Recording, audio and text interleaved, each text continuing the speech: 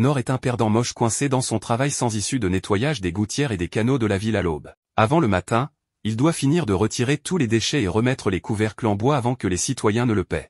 Après son travail du matin, il se dirige vers le chantier de construction en dehors de la ville, où il porte des sacs et effectue des travaux manuels toute la journée. Quand l'après-midi arrive, Nord entend quelqu'un crier à l'aide dans le donjon voisin. Il court rapidement pour aider et voit un groupe de chevaliers protégeant une fille attachée contre un énorme monstre vache. Il y a 15 ans, au nord-ouest du royaume de Clay, Nord est encore un garçon normal faisant des corvées à la maison. Il entretient le feu, fait bouillir de l'eau chaude et prépare du thé chaud pour sa mère malade. Ensuite, il doit aller au champ et s'occuper de leur troupeau de chèvres. Il promet à sa mère de ne pas aller au-delà du rocher qui borde leur terrain, et aussi de ramener un lapin sauvage pour le dîner. Avant de partir, sa mère essuie la suie sur le visage de Nord et s'excuse de lui être un fardeau. Tout ce qu'elle souhaite, c'est que Nord vive la vie qu'il veut. Plus tard cette nuit-là, Nord prépare leur soupe de lapin pour le dîner, mais quand il apporte un bol pour sa mère, elle est déjà décédée. Il enterre sa mère à côté de son père, et la vie de Nord vivant seul commence.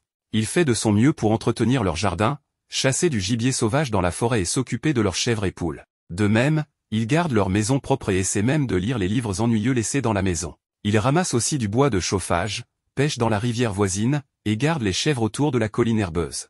Il était tout seul dans sa maison sans personne pour partager ses repas. Un soir, Nord explore les étagères de leur maison quand il tombe accidentellement sur les fesses après avoir trouvé un livre. En ouvrant le livre, il est émerveillé de voir que c'était l'histoire que son père lui lisait quand il était encore vivant. Son père lui racontait des histoires d'un aventurier qui tuait un gigantesque dragon avec ses amis, apprenait des sorts et de la magie d'un vieux sorcier, enlevait une malédiction sur une forêt sombre, et obtenait même le remède qui guérit tout du roi des morts. Même contre n'importe quoi et quelle que soit la noirceur de leur situation, l'aventurier ne renonce jamais et combat le mal pour le bien de ses amis. Nord était si heureux d'écouter les paroles de son père. Et maintenant, il se souvient aussi du souhait de sa mère qu'il vive la vie qu'il veut. Le lendemain, il laisse beaucoup de nourriture pour leurs animaux, et Nord visite la tombe de ses parents. Il leur offre des fleurs et leur dit que pour la première fois de sa vie, il va quitter la forêt. Il deviendra un aventurier, comme ceux des histoires de son père. Il descend la colline, et Nord fixe les pierres marquant la fin de leur terrain. Il affermit sa détermination et franchit la barrière protégeant leur maison. Quand la nuit tombe, Nord a peur de tous les bruits venant de la forêt. Néanmoins, il persévère et quelques jours plus tard, il arrive enfin dans une ville. Après avoir demandé son chemin aux soldats gardant la porte, Nord fait ses premiers pas dans la civilisation. Ses yeux s'écarquillent en voyant tant de gens faire diverses choses. Il passe devant des vendeurs vendant des fruits et voit même un aventurier passer. Ses yeux sont remplis d'émerveillement et de bonheur alors qu'il se dirige vers sa destination, la guilde des aventuriers. Malheureusement, l'homme derrière le comptoir jette un coup d'œil à Nord et le chasse. La guilde n'est pas un endroit pour les enfants. Nord insiste sur le fait que les gardes lui ont déjà dit qu'il pouvait devenir un aventurier s'il postulait ici, mais l'homme lui fait simplement remarquer qu'il inquiétera ses parents. Nord explique que ses parents sont tous deux morts, ce qui attire finalement l'attention de l'homme. L'homme lui demande alors son nom et lui dit de se rendre d'abord à l'école de formation pour différents cours. Il explique à Nord que les personnes souhaitant s'inscrire à la guilde des aventuriers de la capitale royale doivent suivre des cours à l'école de formation royale. Là, ils recevront une formation en fonction de leur classe de métier. Si Nord veut vraiment devenir un aventurier, il doit d'abord acquérir des compétences. Cela peut être dans l'art de l'épée ou dans l'école de magie. Nord sourit à l'explication et est rempli de détermination.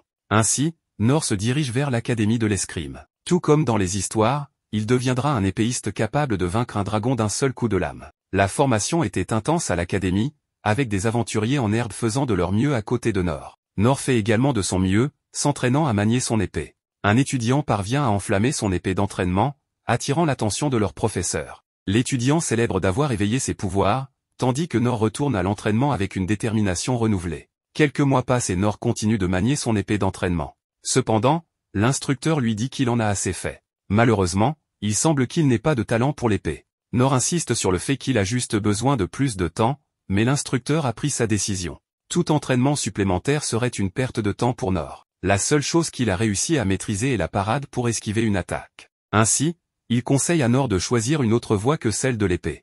Après tout, il y a d'autres écoles de formation aussi. Ainsi, Nord se dirige vers l'école de formation pour guerriers et tanks. Il veut maintenant devenir le bouclier qui protège ses camarades aventuriers. À l'intérieur de l'école, il entraîne son corps en tirant des poids et en développant ses muscles. Quelques mois plus tard, l'instructeur informe Nord qu'il a une très bonne détermination, mais tout ce qu'il a réussi à obtenir est un bon corps. L'art du guerrier n'est pas fait pour Nord. S'il se force à continuer, il pourrait perdre la vie pendant l'entraînement. Nord change encore d'école et se dirige maintenant vers l'école des chasseurs. Malheureusement, l'instructeur là-bas découvre aussi qu'il ne peut manier aucune arme délicate. Cela continue dans d'autres écoles également. À l'école des voleurs, le maître voleur l'informe qu'il ne peut pas désamorcer les pièges et qu'il n'a pas non plus la capacité de ressentir la présence des autres. À l'école des magiciens, la seule magie qu'il peut produire est une petite flamme au bout de son doigt. À l'école des clercs, le prêtre lui explique tristement qu'il ne peut utiliser que des soins de bas niveau. Nord retourne tristement à la guilde des aventuriers, où l'homme là-bas est surpris d'apprendre que Nord n'a réussi à maîtriser aucune compétence décente. Il a passé 3 mois dans chaque école, mais hélas, il n'a pas obtenu de classe. Le cœur lourd, l'homme rejette la candidature de Nord pour devenir aventurier. Nord quitte la ville les yeux baissés. Il n'est pas un prodige destiné à devenir aventurier. Nord retourne chez lui et se rend sur la tombe de ses parents, s'excusant auprès d'eux de les avoir déçus. Il admet qu'il ne possède aucun talent, mais refuse toujours d'abandonner et décide de s'entraîner encore plus dur à partir de maintenant. En sculptant du bois, il crée une épée en bois pour lui-même et, comme ses instructeurs d'escrime le lui ont conseillé, il décide de pratiquer la seule compétence qu'il possède encore et encore, espérant qu'elle lui permettra de maîtriser une nouvelle compétence. Ne disposant ni de sac de sable ni de mannequin d'entraînement, ce garçon malchanceux commence à pratiquer sa compétence de parade avec des cordes et des bâtons. Il s'entraîne matin et soir pendant une année entière et la maîtrise au point qu'il devient capable de parer 10 épées en une seule respiration. Même après un an, Nord n'a toujours pas débloqué de nouvelles compétences.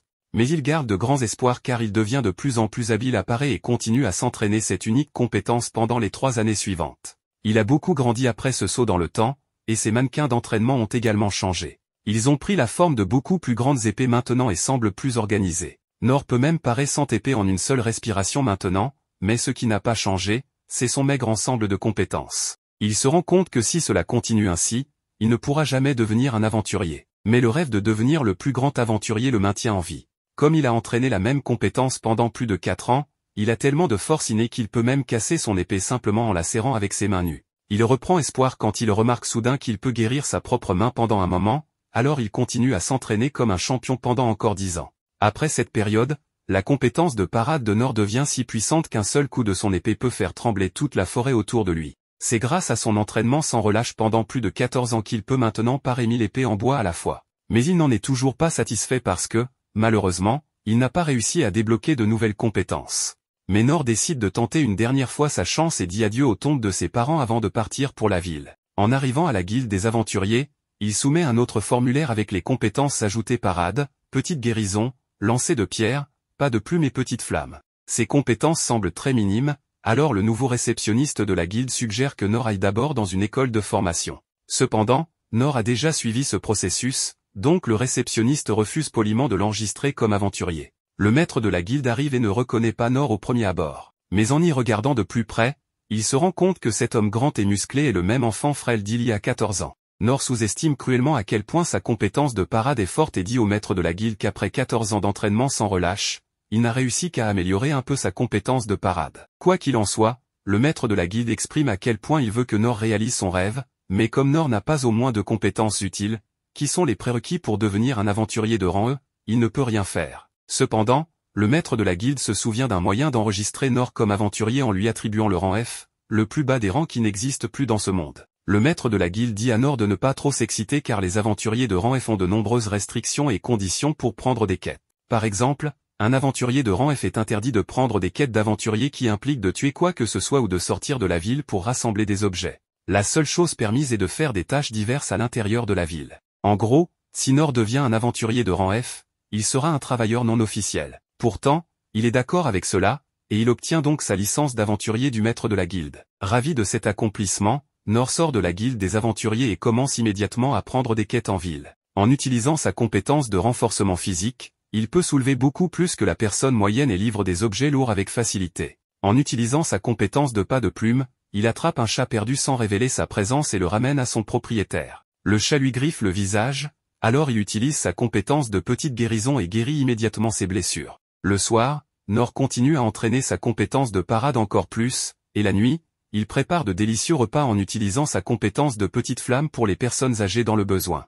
Avec ses compétences modestes, il est devenu utile aux habitants de cette ville, et cela suffit à remplir son cœur de contentement. Le lendemain, il fait des travaux de nettoyage, du travail manuel et même aide à la construction. Et après avoir terminé sa commission pour la journée, c'est là qu'il entend les cris d'une fille suppliant de l'aide depuis une caverne lointaine. Nor se précipite vers la caverne pour aider la personne en détresse et est choqué de voir qu'un énorme minotaure avec une hache essaie d'attaquer une fille innocente. De nombreux chevaliers tentent de protéger la fille, mais ils ne font pas le poids face à ce monstre terrifiant. Voyant que tous ces chevaliers meurent en vain, Nor s'avance avec une épée et utilise sa seule compétence, la parade, pour contrer les attaques mortelles du monstre. Bien qu'il ait distrait le monstre assez longtemps pour que la fille puisse s'échapper, la fille stupide est trop terrifiée pour bouger. Finalement, le monstre la cible à nouveau, mais Nor saute devant elle et par une autre attaque, ce qui finit par détruire son épée. Alors que le monstre met toute sa force dans sa prochaine attaque, Nor part une fois de plus de toutes ses forces, ce qui fait ricocher la hache du monstre et frapper son propre coup, le décapitant complètement. Avec le monstre mort, la fille se libère de ses contraintes et remercie Nor de lui avoir sauvé la vie. Elle demande son nom, mais comme il ne se considère pas comme quelqu'un d'important, il ne lui dit rien et s'éloigne des projecteurs. En revenant en ville, Nor commence à se traiter de faible pour avoir à peine survécu contre une vache sauvage. Il ne se rend même pas compte que la vache qu'il vient de vaincre était en fait un puissant minotaure démoniaque. Il est vraiment la personne la plus ignorante de l'histoire de l'anime. Après la bataille brutale avec le minotaure, les autres essaient maintenant de tout nettoyer. Ils commencent par retirer la grande hache de bataille incrustée dans le bâtiment et nettoient le corps du minotaure à proximité. Les corps des défunts sont étendus, et la fille aux cheveux blancs, Lynn, rend hommage. Une chevalière de garde, Inès, arrive en courant et s'excuse auprès de Lynn de ne pas l'avoir accompagnée. Cependant, Lynn insiste qu'Inès n'a rien fait de mal, c'était elle qui avait insisté pour voyager seule pour le rite de succession. Un autre chevalier, Dulken, les approche et les informe qu'ils devraient retourner au château sans tarder. Après tout, leur seigneur voudrait entendre les détails de l'événement. Au château, Dulken rapporte tout à leur rein, un minotaure de l'abîme, la profondeur la plus intérieure du donjon, avait été invoquée. Ils supposent qu'il s'agit d'une tentative d'assassinat sur Lynn puisqu'ils ont trouvé une bague sur un cadavre à proximité. Ils ont fait examiner la bague par le souverain des sorts, Oken, et ont trouvé une pierre de mana trop pure pour être trouvée sur le marché. Oken a alors retracé le motif du sort restant sur la pierre de mana et a conclu qu'il provenait de l'empire magique de Dolida. Cependant, il ne s'agit pas d'une simple tentative d'assassinat. Ils ont également retenu la princesse et n'ont même pas caché les preuves, ce qui doit signifier que Dolida voulait déclencher une guerre. Leur rein suppose qu'ils doivent viser le donjon des perdus et les trésors qu'il contient. Quant au sauveur de Lynn, ils n'ont aucune information sur lui. Il a simplement tué le minotaure avec une épée simple puis a disparu comme un fantôme. Même leur groupe d'espions, la compagnie de l'ombre, n'a pas pu le suivre. Leur rein se demande qui pourrait bien être ce héros. Pendant ce temps, à la guilde, le maître de guilde est agréablement surpris de voir Nor. Nor se demande pourquoi, alors le maître de guilde explique comment un monstre est apparu à l'entrée du donjon et a causé beaucoup de chaos. Comme Nor travaillait sur le chantier de construction à proximité, le maître de guilde était inquiet quand Nor n'est pas venu après le travail. Nor admet qu'il est simplement rentré chez lui hier, car des gens suspects tentaient de le suivre. Quant à son apparence débraillée actuelle, il revient aussi de nettoyer les gouttières. Le maître de guilde est juste content que Nor n'ait pas croisé le monstre. Ils ont entendu dire que même des aventuriers de classe mourraient probablement contre lui. Nor est étonné d'apprendre que de tels monstres puissants existent dans ce monde. Il n'avait aucune idée qu'il parlait en fait du Minotaure,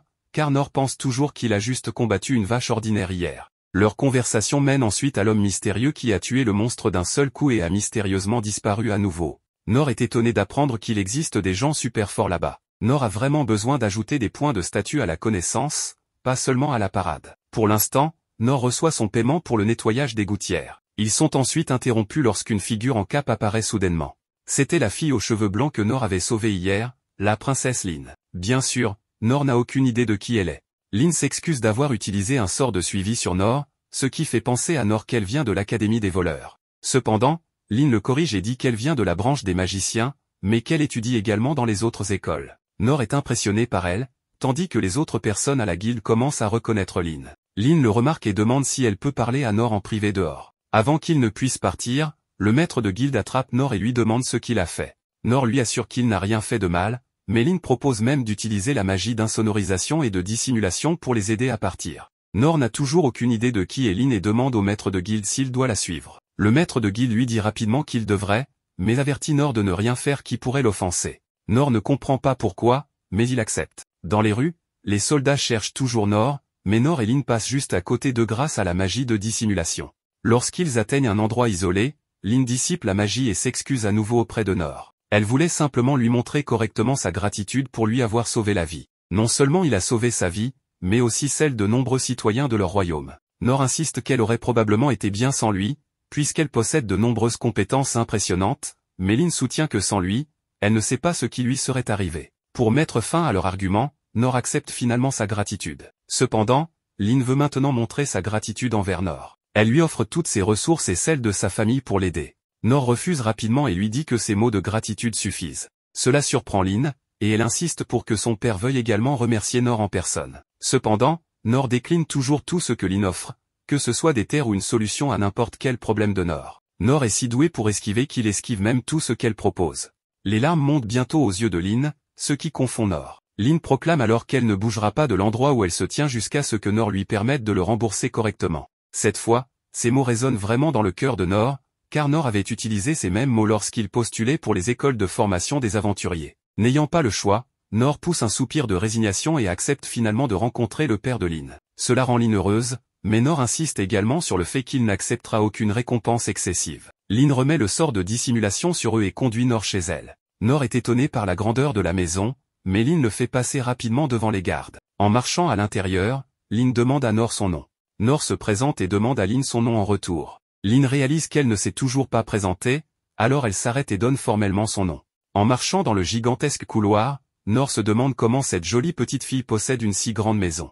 Il continue de regarder autour et en conclut que Lin est une noble riche, ce qui explique pourquoi le maître de guilde lui a conseillé d'être poli avec elle. La chevalière royale Inès arrive alors et Lin court vers elle avec excitation, lui demandant si elle sait où est son père. Selon Inès, le père de Lin, le roi, se trouve dans la salle d'audience en train de parler au frère de Lin pour le moment. Inès devient méfiante envers cet homme d'âge moyen, au look peu attrayant, et demande à Lin si elle est prise en otage par lui. Lin explique à Inès que Nor est l'homme mystérieux qui l'a sauvé de l'attaque du Minotaure hier. Comprenant que Nor est ici pour recevoir sa récompense, Inès propose de montrer à tous les deux le chemin vers les appartements du roi. Nor, de son côté, qui n'a aucune idée de la position d'Inès, suppose qu'elle est la servante de Lin, pensant qu'elle s'occupe du linge et des tâches ménagères ici. Il se demande pourquoi elle porte une tenue aussi lourde. Les trois continuent de marcher ensemble quand, soudain, Nor remarque qu'un homme roux est assis près d'une fenêtre. L'homme roux, nommé Gilbert, utilise un sort et attaque même Nor, lui demandant comment un perdant aussi moche que lui a obtenu la permission d'entrer ici.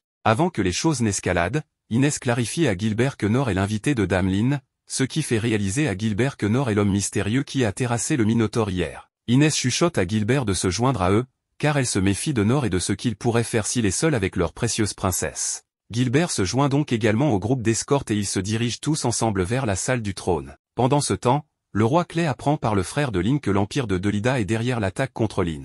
Apparemment, ce royaume et l'empire de Delida ont un traité de non-agression, et le roi Clay se demande pourquoi ils essaient soudainement de rompre ce traité. Lors d'une réunion antérieure avec l'empereur de l'empire de Delida, l'empereur a clairement exprimé son désir d'obtenir les droits sur le donjon de ces royaumes à cause des trésors qui s'y trouvent. L'empereur voulait également le soutien militaire de l'armée du roi Clay, affirmant que les deux parties en bénéficieraient si Clay se conformait, puisqu'il n'y aurait pas de guerre. Clay explique clairement qu'il ne veut pas céder son pays à un empereur avide, il décide donc avec son fils Rhin de s'opposer à l'empire de Delida. Lin entre dans la salle et est ravie de voir son père. Elle et les chevaliers montrent un respect approprié à leur roi, mais Nor, qui n'a aucune idée de qui est le roi Clay, s'approche de lui de manière décontractée. Rhin remarque que Lin porte le manteau de l'ermite, il lui demande donc pourquoi elle l'a pris sans permission. Lin explique qu'elle l'a fait pour dissimuler son identité alors qu'elle cherchait son sauveur à l'extérieur. En parlant de cela, elle présente son sauveur, Nor, au roi, qui descend pour le remercier personnellement d'être venu les voir. Nor s'excuse immédiatement auprès du roi Clay de ne pas connaître les manières appropriées pour parler aux nobles et s'excuse à l'avance s'il fait quelque chose de grossier par accident.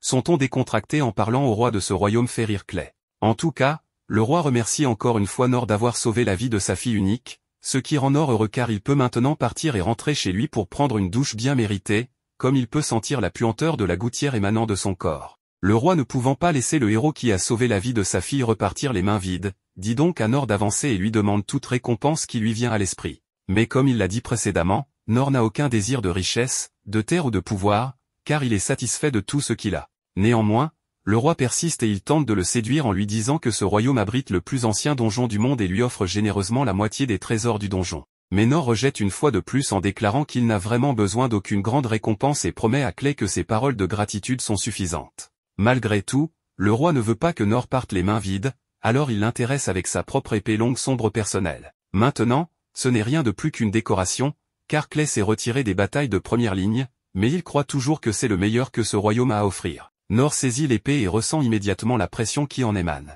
Son intérêt est piqué par la beauté de cette épée, et puisqu'il vient d'entendre de Clay que cette épée n'est rien de plus qu'une décoration, il pense qu'elle peut ne pas avoir d'importance. Il accepte donc de la prendre et décide également de l'essayer. Il utilise d'abord sa compétence d'amélioration physique pour lui permettre de tenir facilement l'épée, puis utilise sa compétence de parade, créant ainsi une onde de choc lourde qui donne à tous ceux présents une idée de la puissance de Nor. Le roi est assez surpris et impressionné de voir que Nor peut manier une épée aussi lourde avec une seule main, et il demande à Nor d'entraîner sa fille pour devenir digne de défendre par elle-même. Nor croit fermement qu'il n'a pas de compétences qui soient bonnes pour former une autre personne, et il mentionne également que ce devrait être la décision de Lin si elle veut se former, pas de Clay. Le roi est d'accord et rit, et pour l'instant, il laisse Nor partir en le remerciant encore une fois d'avoir sauvé Lin. En marchant hors du château, Nor se demande comment il va utiliser cette épée. L'odeur de la gouttière qui émane de lui rappelle la taille de la gouttière, alors il décide de l'utiliser pour enlever les déchets des égouts. Je parie que le roi et ses chevaliers royaux vont tomber en pâmoison s'ils trouvent cet idiot stupide à nettoyer les gouttières avec l'arme de grade légendaire la plus précieuse du roi. Inès aborde Nor, car elle veut avoir une conversation personnelle avec lui et s'agenouille en s'excusant de ne pas l'avoir traité comme un héros aurait dû être traité plus tôt. Apparemment, il est du devoir d'Inès de protéger la famille royale de tout mal, et c'est pourquoi elle se méfiait de Nor plus tôt. Nor réalise enfin qu'Inès n'est pas une servante et devient encore plus déconcertée d'apprendre qu'elle est la vice-capitaine du corps des guerriers. Selon Inès, elle est connue sous le nom de bouclier divin depuis son enfance et a reçu le devoir de protéger Dame Lin, et depuis que Nor a rempli le devoir d'Inès en son absence, Inès lui doit la vie et promet de devenir quelqu'un sur qui il peut compter pour ses besoins. Toutefois, elle lui rappelle à l'ordre en lui expliquant qu'il passera un sale moment la prochaine fois qu'il parlera aussi familièrement au roi. Inès part et Gilbert s'approche de Nor ensuite, le défie à un duel car il veut voir de quoi ce type est capable. Je pense qu'à ce stade, Nor ne pourra jamais rentrer chez lui. Nor le suit, mais il est épuisé par toute cette course et veut juste rentrer chez lui. Il demande donc à Gilbert ce qu'ils sont censés faire. À ce moment-là, Nor réalise qu'ils sont arrivés dans la salle d'entraînement du château, et Gilbert lui dit qu'il souhaite avoir un combat d'entraînement. Nor n'a pas eu l'occasion de s'entraîner avec quelqu'un d'autre depuis ses jours dans les écoles d'entraînement, donc il est en fait assez enthousiaste à ce sujet. Gilbert se dirige vers le rack d'armes et dit à Nor qu'il est assez connu dans la capitale royale, donc il veut voir ce que le héros qui a sauvé Lin est capable de faire en combat. Nor est heureux d'accepter, car il voit cela comme une excellente occasion d'améliorer ses compétences. Il ne pense pas personnellement qu'il sera capable de battre Gilbert, mais c'est une bonne opportunité quand même, donc Nor veut en profiter au maximum. Une petite foule s'est rassemblée autour d'eux, et ils se sentent désolés pour l'âme perdue qui a choisi de se mesurer au capitaine Gilbert. Mais dès que le combat commence, Gilbert fait le premier mouvement, et cette âme perdue l'esquive facilement. Gilbert continue d'attaquer et, bien que Nor esquive ses attaques, il remarque que les mouvements de Gilbert sont incroyablement précis. Il peut seulement imaginer la quantité d'entraînement que Gilbert a dû faire pour atteindre ce niveau. Une chose qu'il ne comprend pas est pourquoi les attaques de Gilbert sont si lentes. Nor n'a jamais pratiqué avec une autre personne auparavant, donc il suppose que Gilbert doit se mouvoir lentement intentionnellement, puisque Nor est un aventurier novice. Nor demande un temps mort et dit à Gilbert qu'il n'a pas besoin d'être si indulgent avec lui. Bien que Gilbert ait effectivement retenu un peu sa force, il accepte de passer à la vitesse supérieure. Il charge alors Nor avec toute sa force, et ses attaques sont maintenant beaucoup plus rapides. Mais Nor trouve toujours étrange que Gilbert se laisse si largement ouvert à une contre-attaque. Nor pense qu'il est impossible que Gilbert puisse être aussi vulnérable contre lui, donc il suppose que Gilbert doit l'attirer dans un piège. Pendant ce temps, Gilbert ne comprend pas pourquoi il ne parvient pas à toucher Nor avec sa lance. Il essaie alors d'utiliser l'un de ses mouvements signature sur Nor, mais bien que Nor soit surpris, il saute simplement dans les airs pour l'esquiver. Lorsque Gilbert essaie de le frapper en plein vol, Nor se glisse simplement sous l'attaque. Aucune de ses attaques n'a fait même transpirer Nor, alors il dit à Gilbert que ça va s'il accélère encore plus, car il va trop lentement. La fierté de Gilbert est blessée par cette remarque, et Nor commence enfin à réaliser que tout cet entraînement solaire l'a peut-être réellement rendu fort. Mais soudain, Gilbert utilise son coup ultime dans une tentative de toucher au moins une fois Nor. Une fois la poussière retombée, Nor a disparu et apparaît aux côtés de Gilbert. À la grande surprise de Gilbert, Nor lui dit qu'il abandonne. Après cela, Nor rentre chez lui pour la journée et est heureux d'en être sorti avant que les choses ne dégénèrent. Mais de retour à la salle d'entraînement, les subordonnés de Gilbert s'efforcent de trouver des raisons pour justifier que Gilbert est définitivement encore plus fort que Nor, même si son coup ultime n'a pas fonctionné. Mais au fond de lui, Gilbert sait qu'il a perdu de toutes les manières imaginables. Il a eu un talent pour la lance depuis le premier jour où il en a pris une en main,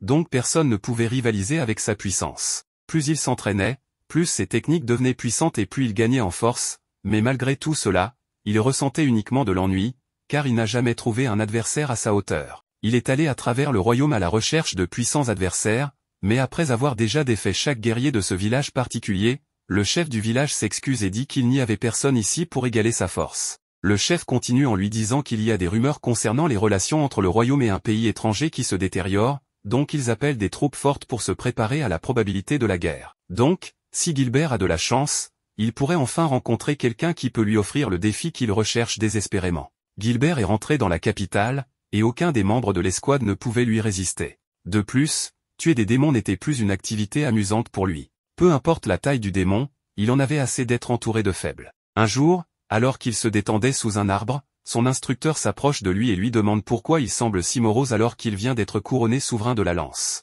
Malgré ce titre prestigieux, Gilbert est toujours aussi ennuyé car il est entouré de gens totalement faibles. Son instructeur remarque que Annette est une personne forte, et bien que Gilbert soit d'accord sur le fait qu'elle est forte, c'est une force différente. À chaque combat d'entraînement, Gilbert est toujours le vainqueur décisif. Il pense que les choses seraient beaucoup plus intéressantes s'il y avait plus de personnes compétentes autour de lui, comme son instructeur. Il sait que son instructeur doit aussi s'ennuyer, surtout puisqu'il doit entraîner des aventuriers novices qui ne mesurent même pas à la puissance de son petit doigt. L'instructeur admet que c'est un peu ennuyeux, mais il est chargé de défendre le royaume, et peu importe à quel point il est fort, il ne peut pas gagner une guerre tout seul. De plus, il est sûr qu'un jour un aventurier apparaîtra qui surpassera sa force. Lorsque Gilbert a entendu parler d'un homme qui a réussi à vaincre un minotaure tout seul, il a voulu le rencontrer personnellement. Mais Nor semble être un mystère total. Il n'a montré aucun intérêt pour les cadeaux les plus luxueux que le roi avait à offrir, et il était si décontracté avec le roi que Gilbert a dû le respecter pour cela. Pendant le combat, Gilbert n'a pas pu sentir la puissance nécessaire pour vaincre un minotaure, mais cela ne change pas le fait que Nor a réussi à esquiver tous ses mouvements. Même quand il a utilisé son attaque de lance supersonique, cela n'a eu aucun effet sur Nor, alors que cela aurait signifié une sentence de mort assurée pour toute autre personne. De plus, Nor a abandonné le match de manière inattendue. Gilbert suppose que Nor l'a fait par courtoisie, puisqu'il ne voulait pas l'embarrasser devant ses subordonnés. En voyant Nor partir, Gilbert remarque des fissures dans le sol et ne comprend pas comment elles sont apparues ni ce que Nor a fait pour les provoquer. Mais ce qu'il sait, c'est que Nor a réussi à esquiver son attaque ultime alors qu'il était à pleine puissance. Il a enfin trouvé un adversaire véritablement digne qu'il cherchait.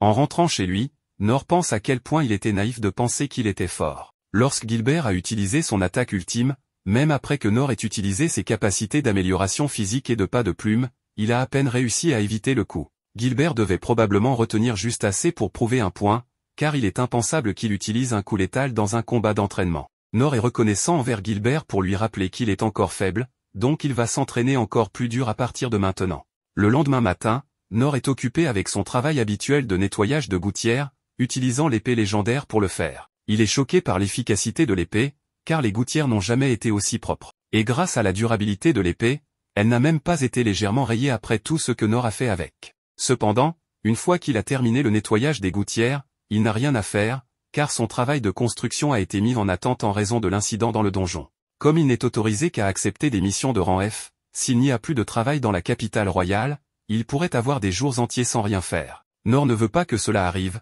car son objectif est d'être utile aux gens. Il envisage de lancer une entreprise de promenade en bateau et d'utiliser l'épée comme une rame, mais il réalise alors qu'il devrait posséder un bateau pour cela. Il envisage de faire des pizzas, mais il aurait besoin d'un four. Enfin, il envisage de fabriquer un grill avec son épée, mais cela ne fonctionnerait pas non plus, car il ne peut faire une flamme qu'avec ses doigts. À ce moment-là, Nor entend des bruissements dans les buissons. Il se retourne et trouve Lynn debout là. Elle s'excuse pour sa visite impromptue, mais elle n'a pas réussi à le trouver à la guilde, alors elle a demandé au maître de la guilde où il pourrait être. Nor comprend, mais il n'avait pas donné au maître de la guilde sa localisation exacte, donc Lynn a dû utiliser ses capacités de suivi pour le trouver. Nor demande pourquoi Lynn est là, alors elle va droit au but et lui dit qu'elle a une demande spéciale à lui faire, elle veut que Nor l'accepte comme sa servante. Nor ne comprend pas ce dont elle veut parler, alors Lynn explique qu'il s'agit d'un assistant non rémunéré qui s'occupe de toutes les nécessités quotidiennes de Nor et espère acquérir des connaissances utiles de lui. Elle se contenterait de pouvoir traîner avec Nor et promet de ne pas lui causer de problème,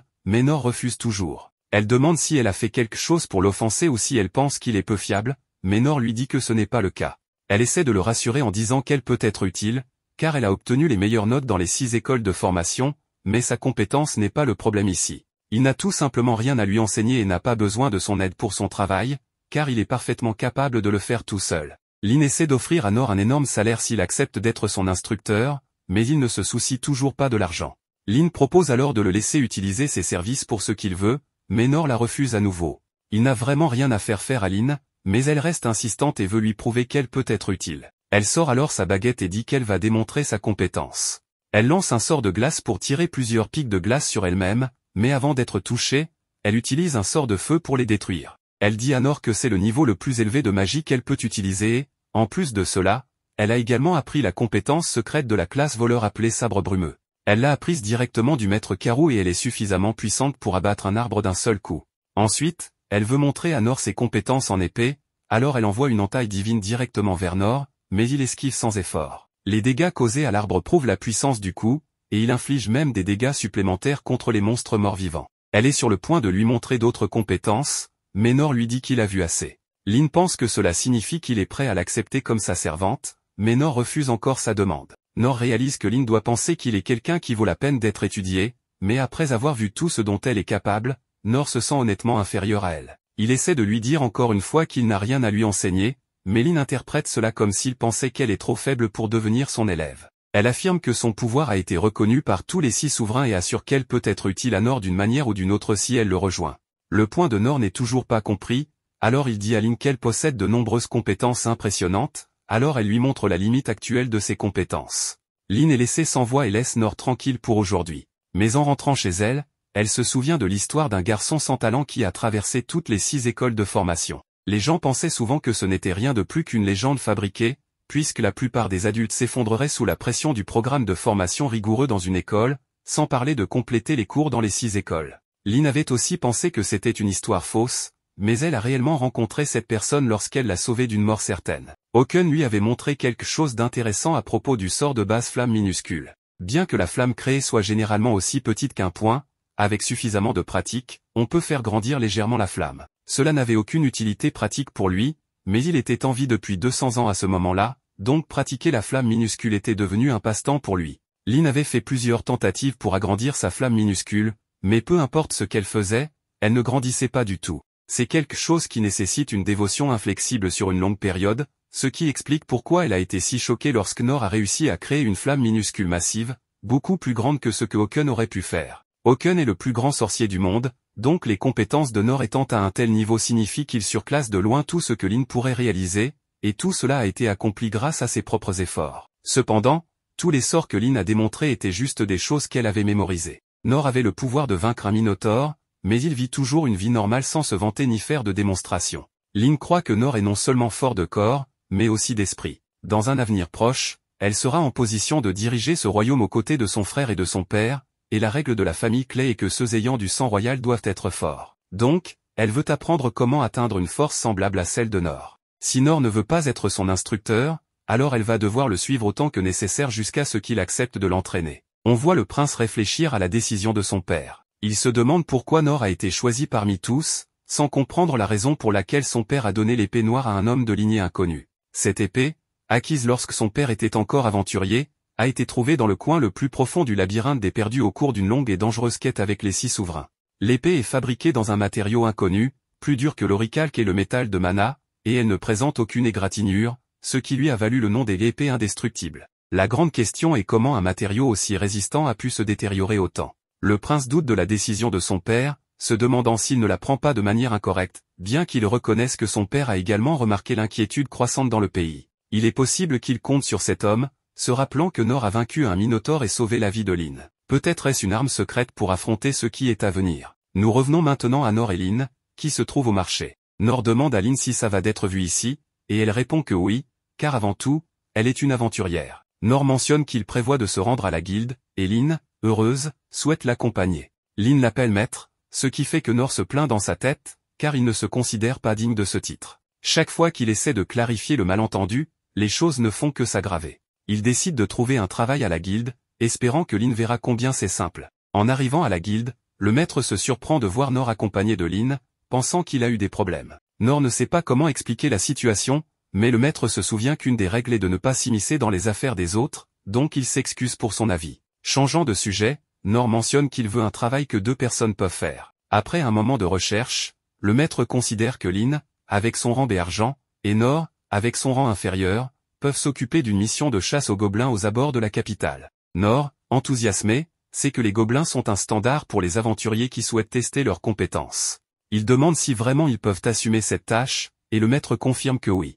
Lin peut accepter des missions de rang argent seul, mais amener un compagnon de rang inférieur est une responsabilité. Nor se rend compte qu'il profite du rang de Lin et lui demande si elle est d'accord. Lin répond affirmativement, disant qu'elle est heureuse d'aider et que si elle peut faire quelque chose de plus pour lui, il n'a qu'à demander. Nor la remercie, prend son épée et se prépare à partir, excité parce que l'un de ses rêves se réalise. En sortant, le maître crie à Nor de patienter, car il ne lui a pas donné les détails sur l'endroit où ils doivent aller. Ils retournent à la guilde et le maître leur montre la zone où ils doivent se rendre, la forêt des bêtes. La preuve pour la mission est de ramener l'oreille droite d'un gobelin, et ils ne peuvent pas obtenir de compensation sans elle. Il mentionne également que des rapports récents indiquent une diminution du nombre de gobelins, donc, s'ils n'en trouvent aucun, ils peuvent ramasser des herbes médicinales ou quelque chose de similaire et les ramener. Après cela, Nor et Lin se dirigent vers l'entrée pour sortir enfin et se rendre à la forêt des bêtes. Une fois arrivés, Nor observe la nature environnante et remarque que les arbres sont différents de ceux du bois du sud. Lin lui explique que l'écologie est différente. Nor lui demande quel genre de créatures sont les gobelins, voulant en savoir plus à leur sujet. Lin répond qu'ils chassent généralement des petits animaux comme proie et mangent des fruits d'arbres, mais ils ont commencé à attaquer agressivement les humains pour se nourrir également. Si on les laisse faire, leur nombre pourrait trop augmenter, entraînant une pénurie de nourriture et une invasion possible des villages humains. C'est pourquoi les aventuriers les chassent régulièrement pour contrôler leur population. La présence des gobelins influence l'écosystème de la forêt, car il n'est pas bon de les chasser jusqu'à leur extinction. Cette forêt est également connue pour sa flore et faune rare, non trouvée ailleurs, et est utilisée comme terrain d'entraînement et pour générer des revenus pour les aventuriers débutants. En écoutant Lin, Nor réalise qu'elle possède non seulement des compétences, mais aussi une connaissance étendue. Il se rend compte qu'il y a très peu de choses qu'il peut lui enseigner. Alors qu'il s'enfonce dans la forêt, Lin ne détecte aucun signe de gobelin, confirmant que les rapports sur leur diminution sont exacts. Cependant, il détecte un monstre plus loin et Lin veut jeter un coup d'œil. En avançant, Nor remarque que l'obscurité augmente, et Lin explique que cette partie de la forêt est remplie d'arbres très vieux, rendant difficile la pénétration du soleil. Les gobelins semblent apprécier des endroits comme celui-ci. Soudainement, ils s'arrêtent car la présence d'un monstre était devant eux, mais elle a disparu. Une fois arrivés sur place, ils ne voient rien autour d'eux, mais Nor remarque quelque chose et voit la moitié d'un corps de gobelin suspendu dans l'air. Lin utilise alors de la magie pour enlever l'invisibilité du monstre, révélant ainsi un gobelin juste devant eux. Tous deux sont surpris de le voir, et Lin confirme qu'il s'agit d'un gobelin. Nor ne s'attendait pas à ce qu'il soit aussi grand que cela. Ils disent que les gobelins sont les plus faibles, mais il y a une grande différence entre entendre parler d'eux et en avoir un devant soi. Le gobelin à la peau verte, marche sur deux pattes, a des yeux perçants comme une bête et utilise des outils. Nor observe cela lorsque le gobelin géant prend un arbre pour l'utiliser comme arme. Le monstre pousse un rugissement terrifiant. Nor pense que tous les aventuriers traitent avec des monstres comme cela sans problème, mais en voyant Lin, il remarque qu'elle est effrayée, ce qui est compréhensible car bien qu'elle soit bénie avec des compétences, elle a encore très peu d'expérience en combat réel. Il lui dit de ne pas avoir peur car ils n'ont qu'un gobelin à affronter, et qu'ils réussiront à le vaincre ensemble. Cela redonne du courage à Lin, qui se montre déterminée à se battre à ses côtés. En voyant le monstre, Lin comprend immédiatement qu'il s'agit de l'empereur gobelin, une sous-espèce du roi gobelin, considéré comme une menace extrême. L'empereur gobelin est un monstre créé à partir de manipulations génétiques humaines dans des recherches détournées qui ont révélé ce savoir interdit. Il est désormais également interdit, et de plus, il mange les membres de sa propre espèce. Le gobelin ingère ce pouvoir et devient plus fort. En voyant la réaction de Nor, qui veut se battre contre ce monstre, Lin pense qu'il est venu ici parce qu'il savait déjà cela. Elle croit que la raison pour laquelle il a pris ce travail avec autant d'enthousiasme était pour éliminer cette menace que personne ne connaissait. Bien qu'elle soit convaincue de cela, ce n'est pas le cas des deux aventuriers qui ont mal compris la situation. Ils commencent donc leur lutte contre ce monstre. Le gobelin se lance directement vers Nor, qui utilise une parade pour bloquer ses attaques. Après avoir utilisé cette compétence 3 fois de suite, il parvient à enlever un des troncs que l'empereur gobelin tenait, tout en le laissant étourdi par le pouvoir de son parade. Sans perdre de temps, Nor fait signe à Lin, qui utilise immédiatement plusieurs sorts offensifs contre le monstre, mais celui-ci esquive toutes les attaques grâce à sa rapidité. Ensuite, le monstre commence à lancer une grande quantité de troncs vers Nor, tandis que Lin remarque que la blessure sur le monstre a cicatrisé. Les empereurs gobelins ne devraient pas pouvoir se régénérer aussi rapidement. En observant de plus près, Lin remarque une pierre de mana incrustée sur son front et informe Nor qu'ils doivent l'enlever pour le vaincre. Soudain, le gobelin lance 3 troncs par-dessus eux et un en ligne droite. Nor réalise qu'il ne peut pas bloquer tout cela en même temps. Lin réagit rapidement avec une rafale de vent, créant une puissante bourrasque qui repousse les troncs et provoque une explosion d'air autour d'eux. Après cette attaque, Lin constate que l'empereur gobelin régénère constamment son pouvoir avec la pierre de mana. À ce rythme, il risque de manquer de résistance et de magie. En réfléchissant, Nor a une idée, il propose à Lin de diriger le sort qu'elle vient d'utiliser pour le propulser vers Gobelin. Lin le prévient que ce sort est très puissant, Mais Nor précise qu'il ne frappera pas directement avec le sort mais l'épée qui pourrait le supporter. Il pense que c'est leur seule chance de se rapprocher rapidement de lui.